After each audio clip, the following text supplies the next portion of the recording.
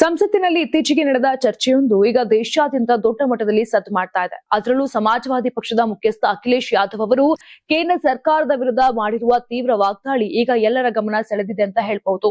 NEET paper leak ಹಗರಣ ಹಾಗೂ ಅಖಿಲೇಶ್ ಯಾದವ್ ಆಡಿದ ಆ ಮಾತುಗಳೇನು ಗೊತ್ತಾ? ಬನ್ನಿ ಈ ವರದಿ ಮೂಲಕ ನೋಡೋಣ. ಸಂಸತ್ತಿನ ಮುಂಗಾರು ಅಧಿವೇಶನದಲ್ಲಿ ಸಾರ್ವಜನಿಕ ಪರೀಕ್ಷೆಗಳ ತಿದ್ದುಪಡಿ ಮಸೂದೆ ಮೇಲೆ ಚರ್ಚೆ ನಡೆಯುವ ವೇಳೆ ಅಖಿಲೇಶ್ ಯಾದವ್ ಕೇಂದ್ರ ಸರ್ಕಾರದ ವಿರುದ್ಧ ತೀವ್ರವಾಗಿ ಕಿಡಿಕಾರುತ್ತಾರೆ. ಮಾಜಿ ಕೇಂದ್ರ ಶಿಕ್ಷಣ ಸಚಿವ ಧರ್ಮೇಂದ್ರ ಪ್ರಧಾನ್ ಅವರ ರಾಜೀನಾಮೆಯನ್ನ ಪ್ರಸ್ತಾಪಿಸಿದ ಅಖಿಲೇಶ್, ಒಬ್ಬ ಪ್ರಧಾನರನ್ನ ತೆಗೆದುಹಾಕುವ ಮೂಲಕ ಸರ್ಕಾರ ಪ್ರಧಾನಿಯನ್ನ ಉಳಿಸಿಕೊಂಡಿದೆ ಅಂತ ವ್ಯಂಗ್ಯವಾಡಿದ್ದಾರೆ. ವಿದ್ಯಾರ್ಥಿಗಳ ಉಗ್ರ ಪ್ರತಿಭಟನೆಗೆ ಮಣಿದೆ ಸರ್ಕಾರ ಈ ಹೆಜ್ಜೆ ಇಡಬೇಕಾಯಿತು ಅಂತ ಅಭಿಪ್ರಾಯಪಟ್ಟಿದ್ದಾರೆ. ಕೇವಲ ಅಷ್ಟೇ ಅಲ್ಲದೆ ಜಂತರ್ ಮಂತರ್ನಲ್ಲಿ ಪ್ರತಿಭಟನೆ ನಡೆಸಿದ ಯುವಕರ ದಿಢೀರ್ ಹೋರಾಟವನ್ನ ಕೊಂಡಾಡಿದ ಅಖಿಲೇಶ್, ಯುವಕರ ಸಂಕಲ್ಪ ಸರ್ಕಾರದ ಅಹಂಕಾರವನ್ನ ಮುರಿಯಿತು, ಸರ್ಕಾರ ಕೊನೆಗೂ ತಲೆಬಾಗಿ ಸಚಿವರನ್ನ ರಾಜೀನಾಮೆ ನೀಡುವಂತೆ ಮಾಡಿದೆ ಅಂತ ಹೇಳಿದ್ದಾರೆ. ಬಿಜೆಪಿ ಸರ್ಕಾರದ ವಿರುದ್ಧ ವಾಗ್ದಾಳಿ ಮುಂದುವರೆಸಿದ ಅವರು, ಬಿಜೆಪಿ ಬರೀ ಸುಳ್ಳು ಭರವಸೆಗಳನ್ನ ಕೊಡುತ್ತೆ, ಕಳೆದ 10 ವರ್ಷಗಳಲ್ಲಿ ಬರೋಬ್ಬರಿ 20ಕ್ಕೂ ಹೆಚ್ಚು ಪರೀಕ್ಷೆಗಳ ಪ್ರಶ್ನೆ ಪತ್ರಿಕೆಗಳು ಲೀಕ್ ಆಗಿವೆ ಅಂತ ಗಂಭೀರ ಆರೋಪ ಮಾಡಿದ್ದಾರೆ.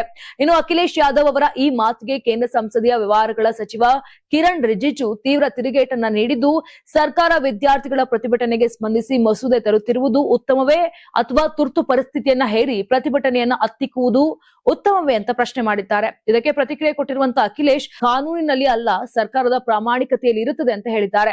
ಇದೇ ವೇಳೆ ಮಾತನಾಡಿದಂತ ಕಾಂಗ್ರೆಸ್ ಸಂಸದ ಗೌರವ್ ಗೋಖೈ ಕೂಡ 2024ರ ನೀಟ್ ಯುಜಿ ಪೇಪರ್ ಲೀಕ್ ಪ್ರಕರಣದಲ್ಲಿ ಚಾರ್ಜ್ ಶೀಟ್ ಆಗಿರುವ 45 ಆರೋಪಿಗಳಲ್ಲಿ 44 ಮಂದಿಗೆ ಈಗಾಗಲೇ ಜಾಮೀನು ಸಿಕ್ಕಿದೆ ಅಂತ ಸರ್ಕಾರದ ವಿರುದ್ಧ ವಾಗ್ದಾಳಿ ನಡೆಸಿದ್ದಾರೆ. ಒಟ್ನಲ್ಲಿ ಪರೀಕ್ಷಾ ಅಕ್ರಮಗಳ ವಿರುದ್ಧದ ಈ ಹೊಸ ತಿದ್ದುಪಡಿ ಮಸೂದೆ ಹಾಗೂ ಸಂಸತ್ತಿನ ಈ ಸಮರ ರಾಜಕೀಯದಲ್ಲಿ ಭಾರಿ ಬಿರುಗಾಳಿಯನ್ನೇ ಎಬ್ಬಿಸಿದೆ. ಈ ಬಗ್ಗೆ ನಿಮ್ಮ ಅಭಿಪ್ರಾಯ ಏನು? ಕಮೆಂಟ್ ಮಾಡಿ ತಿಳಿಸಿ.